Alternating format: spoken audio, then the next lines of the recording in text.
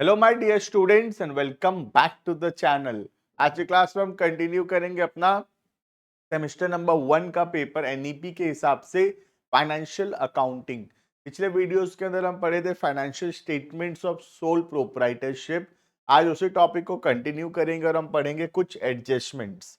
There are some adjustments which are required to be made. बहुत सारे adjustments हैं। हम आज कुछ 4-5 एडजस्टमेंट स्टार्टिंग के स्टार्ट करेंगे, पढ़ेंगे उसको बहुत अच्छे से समझेंगे। But before we start you can check the description में एक ऐप का लिंक है। डाउनलोड करो, रजिस्टर करो अपने आप को। Complete videos, notes, practice sets, important question सब कुछ अवेलेबल होगा। कुछ ग्रुप्स के भी लिंक है, उसको भी ज्वाइन कर लेना। वहाँ पे टाइमली अपडेट्स मिलता रहेगा। क्लियर? तो स्टार्ट करते हैं फाइनेंशियल स्टेटमेंट्स विथ एडजस्टमेंट। पिछले क्लास में हम जो पढ़ रहे थे वो था विदाउट एडजस्टमेंट। ठीक है, पहला एडजस्टमेंट है क्लोजिंग स्टॉक का। अब जितना भी पॉइंट मैं पढ़ाऊंगा उसमें दो होगा, दो केस आएगा, case number A, case number B. Case number A क्या होगा? If it is not appearing in trial balance, if it is not appearing in trial balance. ठीक है, और दूसरा होगा if it is appearing in trial balance.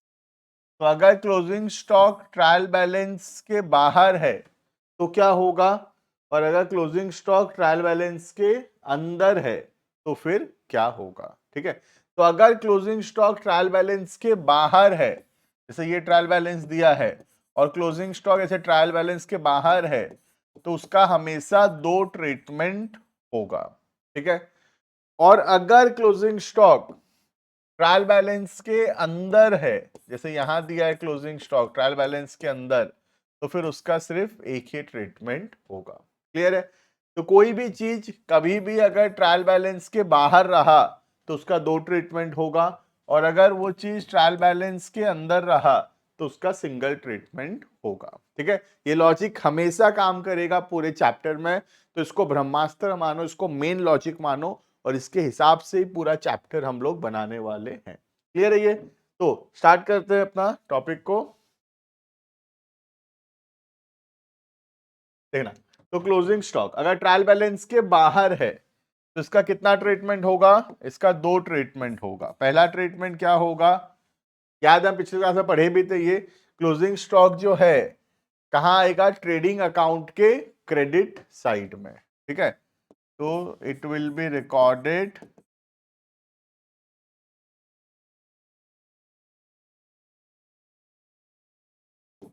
On the credit side of trading account. ठीक है, पहला ट्रीटमेंट ये हुआ। और दूसरा, क्लोजिंग स्टॉक क्या है हमारे लिए? एसेट है, तो shown as an asset in the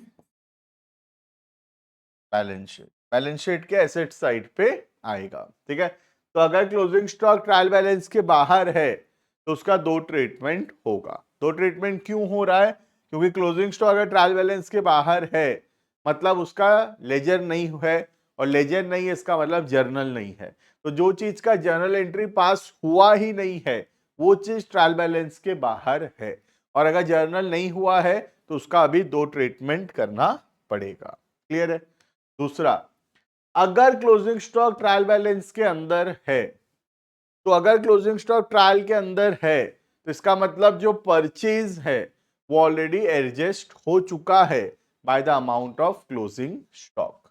इसीलिए अब हमको क्लोजिंग स्टॉक को और ट्रेडिंग अकाउंट में लिखने का जरूरत नहीं है। सिर्फ हम क्या करेंगे? क्लोजिंग स्टॉक को shown एज एन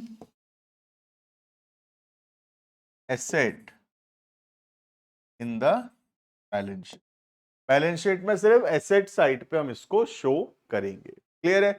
तो अगर क्लोजिंग स्टॉक ट्रायल बैलेंस के अंदर है तो उसका दो ट्रीटमेंट होगा। क्या क्या? पहला ट्रेडिंग अकाउंट के क्रेडिट साइड पे आएगा और दूसरा बैलेंस शीट के एसेट साइड पे आएगा, राइट। और अगर क्लोजिंग स्टॉक ट्रायल बैलेंस के अंदर है तो उसका सिर्फ एक ही ट्रीटमेंट होगा, दैट इज वो बैलेंस शीट के एसेट साइड पे आएगा। क्लियर है? ये लॉजिक हमेशा काम करेगा। कोई भी चीज अगर ट्रायल बैलेंस के बाहर है तो उसका जरूर दो ट्रीटमेंट होगा, ठीक है, उसका दो ट्रीटमेंट हमेशा होगा। और कोई भी चीज अगर ट्रायल बैलेंस के अंदर है तो उसका हमेशा एक ही ट्रीटमेंट होगा। क्लियर है ये? नेक्स्ट नेक्स्ट एजुकेशन आता है आउटस्टैंडिंग एक्सपेंस का। सिमिलरली अगर आउटस्टैंडिंग एक्सपेंस ट्रायल के बाहर है तो दो ट्रीटमेंट, ट्रायल के अंदर है तो एक ट्रीटमेंट, ठीक है। तो point number A, outside the trial balance, trial balance के बाहर है। और दूसरा केस है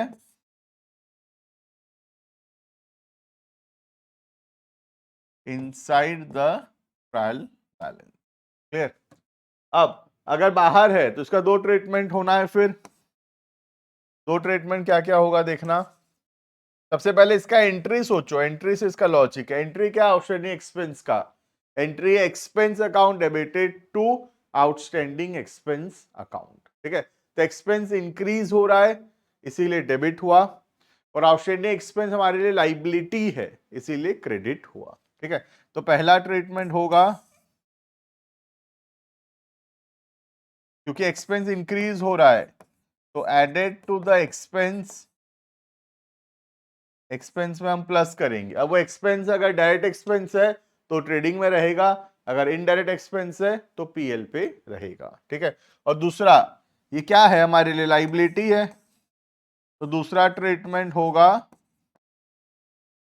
शोन एज अ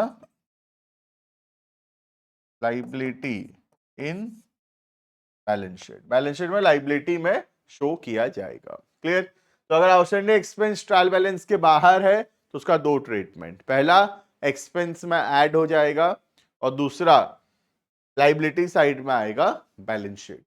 क्लियर है? अगर आउटस्टैंडिंग एक्सपेंस ट्रायल के अंदर है तो इसका जर्नल मतलब हो चुका है, क्योंकि जर्नल हुआ है तभी वो ट्रायल के अंदर है, और जर्नल हो गया मतलब एक्सपेंस ऑलरेडी इंक्रीज हो चुका है। हमको क्या करना है? सिर्फ हमको उसको एज अ लाइबिलिटी दिखाना है बैलेंस शीट में, shown as a liability in balance sheet.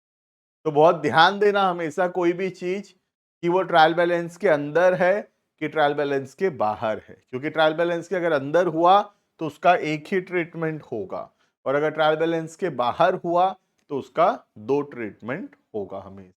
Clear है? Next, prepaid expense. Prepaid expense भी सेम, या तो ट्रायल बैलेंस के बाहर है, आउटसाइड ट्रायल बैलेंस, या दूसरा केस है ट्रायल बैलेंस के अंदर है, इनसाइड ट्रायल बैलेंस, ठीक है। अगर ट्रायल बैलेंस के बाहर है तो उसका दो ट्रीटमेंट होगा। एंट्री क्या होता है याद करो? एंट्री होता है प्रीपेड एक्सपेंस टू एक्सपेंस, ठीक है। तो प्रीपेड एक्सपेंस हमारे लिए एसेट है इसीलिए डेबिट हुआ, और एक्सपेंस कम हो रहा है इसीलिए एक्सपेंस क्रेडिट हुआ, ठीक है। तो पहला ट्रीटमेंट होगा क्योंकि एक्सपेंस कम हो रहा है, जैसे इसके पहले वाले में था एडेड इन द एक्सपेंस, ये है deducted from the expense. Expense को हम कम करेंगे, और दूसरा ट्रीटमेंट होगा एसेट है ये, तो shown as an asset in balance sheet. Clear है? और अगर ट्रायल बैलेंस के अंदर हुआ तो सिर्फ एक ही ट्रीटमेंट होगा, वो कौन सा होगा? Shown as an asset in balance sheet. Clear? तो तुम ध्यान से देखो, आउटस्टैंडिंग एक्सपेंस का क्या ट्रीटमेंट है और प्रीपेड का क्या है। आउटस्टैंडिंग में ये ऐड हुआ और ये लाइबिलिटी, ठीक है। प्रीपेड में क्या हो रहा है? प्रीपेड में ये deducted and shown as an asset. Clear? Outstanding में एक ट्रीटमेंट है सिर्फ शोन एज अ लाइबिलिटी, यहाँ का एक ट्रीटमेंट है shown as an asset. Clear है? तो बोल सकता हूं आउटस्टैंडिंग का बिल्कुल ऑपोजिट है prepaid expense. Next, similarly income के लिए दो है, accrued income, income which is earned but not yet received, है ना। Outside trial balance,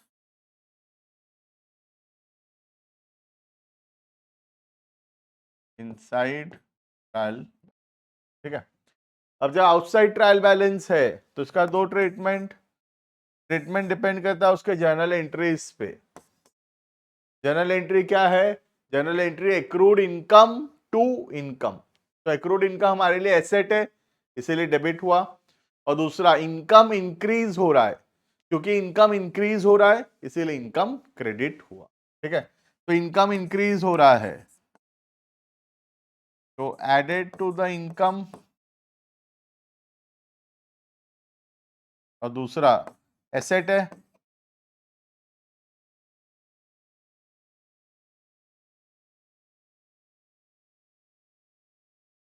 shown as an asset in balance sheet. और अगर ये ट्रायल बैलेंस के अंदर है तो एंट्री ऑलरेडी हो रखा है, इनकम ऑलरेडी इंक्रीज हो रखा है, हमको क्या करना है, सिर्फ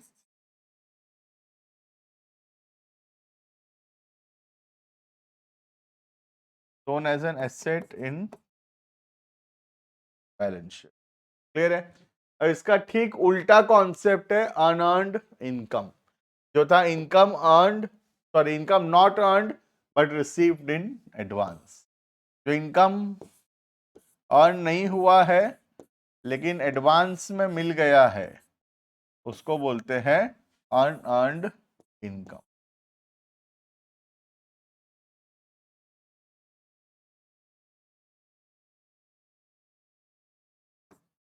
पहला तो एंट्री क्या होता है इसका, income to unearned income.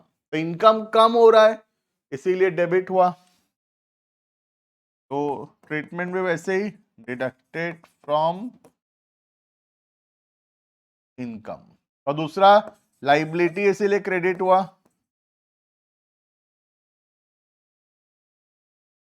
shown as a liability in balance sheet. Clear?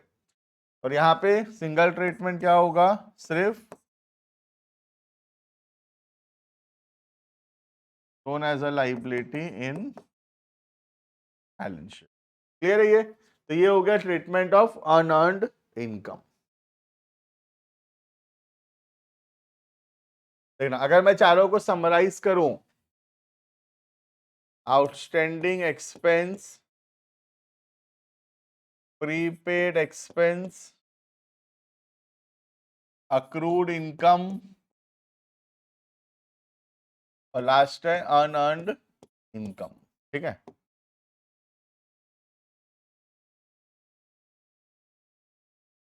Last है अनअर्न्ड इनकम। देखना, तो एक एक करके देखते हैं। सबसे पहला आउटस्टैंडिंग एक्सपेंस, ट्रीटमेंट क्या है, एक्सपेंस में ऐड होगा और दूसरा बैलेंस शीट के लाइबिलिटी साइड पे आएगा। क्लियर? अब प्रीपेड एक्सपेंस, पहला एक्सपेंस से डिडक्ट होगा और दूसरा बैलेंस शीट के एसेट साइड पे आएगा। क्लियर? अनअर्न्ड इनकम, इनकम में ऐड होगा और दूसरा बैलेंस शीट के एसेट साइड पे आएगा। और लास्ट अनअर्न्ड इनकम, इनकम से माइनस होगा